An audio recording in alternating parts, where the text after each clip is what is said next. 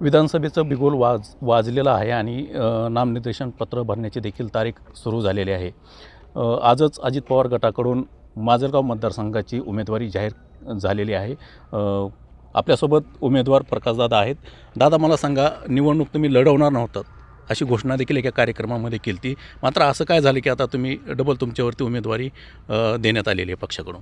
नाही, मी सुरुवातीपासून प्रचाराला ज्या दिवशी बाहेर पडलो त्या दिवसापासून मी प्रत्येक गावात हेच सांगत होतो की वयामानाप्रमाणे आणि मागं 2019च्या निवडणुकीमध्ये जाहीर केल्याप्रमाणे ही काही निवडणूक मी लढवणार नाही आणि माझे राजकीय वारसदार जे आहेत जयसिंग सोळंके माझे पुतणे आहेत त्यांना ही उमेदवारी द्यावी असा मी शेवटपर्यंत प्रयत्न केला. परंतु ठीक आहे, शेवटी पक्षाचा आदेश हा अंतिम असतो.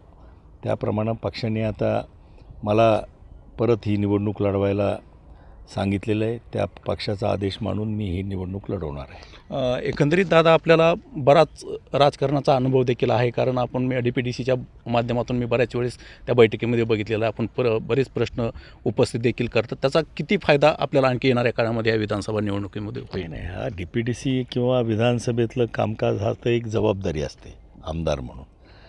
त्या ठिकाणी त्या व्यासपीठावरती प्रश्न म्हणजे उपस्थित करणं, अधिकारी लोकांच्याकडनं किंवा सरकारकडनं त्या बाबतीत उत्तरं घेणं आणि आश्वासनं मिळवणं हे खरं लोकप्रतिनिधीचं काम आहे. ते तर मी गेले अनेक वर्ष करतो आहे. त्याच्यात नवीन असं काही नाही आहे.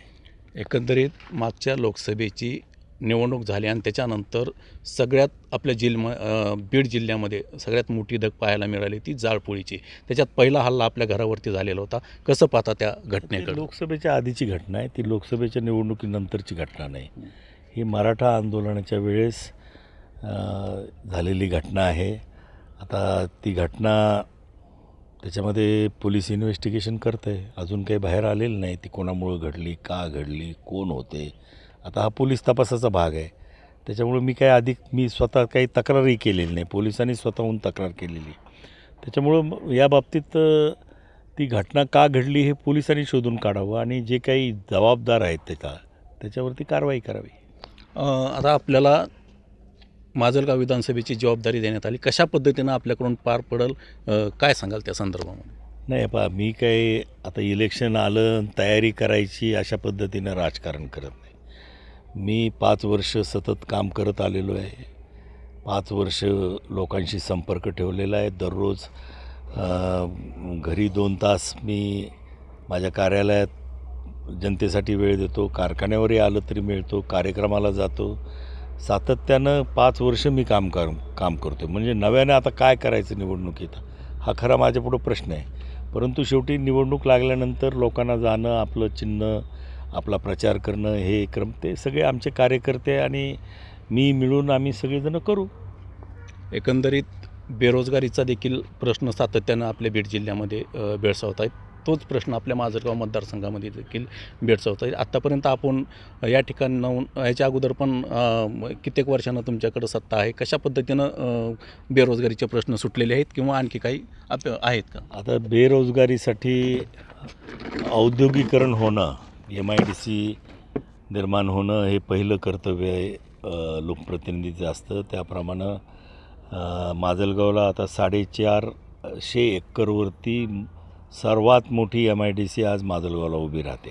त्या ठिकाणी काही कारखाने येत आहेत, बहुतांशी प्लॉट विकले गेलेले आहेत आणि भविष्यात हे इंडस्ट्री येणार, याच्यात काही मनामध्ये शंका घ्यायचं कारण नाही. धारूरची मिनी MIDCसुद्धा मी मागच्या 5 वर्षात कार्यरत केली. त्या ठिकाणी 10-12 छोटे छोटे उद्योग आलेले आहेत आणि वडवणी तालुक्याच्या दृष्टीनं पुसरा या गावी जवळजवळ 150 एकरवरती 125 ते 150 एकरवरती ही MIDC त्याला मान्यता मिळाली आणि पुढे हे काम होऊन त्या ठिकाणी सुद्धा औद्योगिकरण होईल. या मतदारसंघामध्ये जे काही शेतीमाल पिकतो त्यावर प्रक्रिया करणारी कारखानदारी व्हावी असा आमचा उद्देश आहे आणि त्या दृष्टिकोनातून निश्चितपणानं टप्प्याटप्प्याने हा विकास होईल याच्याबद्दल माझ्या मनात शंका नाही. कसा असेल आपल्या पुढचा प्रतिस्पर्धी? नाही, ते काय मला सांगता येत नाही. पण राष्ट्रवादी पक्षाचा निष्ठावान नक्कीच नसेल, त्याला काही तिकीट मिळायची शक्यता नाही. बाहेरून आयात केलेलाच उमेदवार आहे, ज्याच्या इकडं उमेदवारसुद्धा आयात करावा लागतो, असा प्रतिस्पर्धी असेल. एकंदरीत मागच्या इलेक्शनला पण तीच पद्धत झाली, मग तीच पद्धत पुढं पाहायला मिळेल का मतदारांना? हां, तीच पद्धत आहे. बाहेरचा उमेदवार 5वीला पुजला आहे आमच्या, आणि बाहेरच्या उमेदवाराला जनता मान्य करत नाही सहजासहजी. तेव्हा तशीच पद्धतीनं होईल अशी अपेक्षा आहे. एकंदरीत भैया देखील आपल्यासोबत आहेत, आपण त्यांच्याकडून देखील जाणून घेऊयात. भैया, मला सांगा, ह्या विधानसभेला तुमच्याकडे वारसा देणार होते, मात्र ऐनवेळी पक्षानं त्यांच्यावरती जबाबदारी दिली. कसं पाहता ते? नाही, शेवटी पक्षाचा निर्णय असतो. मला वाटतं पक्षही पॉझिटिव्ह होता, पण काही राजकीय सिच्युएशन्स असतात जिथे आम्हालासुद्धा काही निर्णय बसून घेतले पाहिजेत, आणि त्या पद्धतीने पक्षाला कळून पक्षाने आता जे सोपवलेलं आहे ते आपल्याला पुढे नेणं क्रमप्राप्त आहे. एकंदरीत हे होते दादा, आणि त्यांनी एकदम दिलखुलासपणे मुंबई तकवरती प्रतिक्रिया दिलेली आहे त्यांना उमेदवारी जाहीर केल्याच्या नंतर. रोहिदास हातागडे, मुंबई तक, माजलगाव, बीड.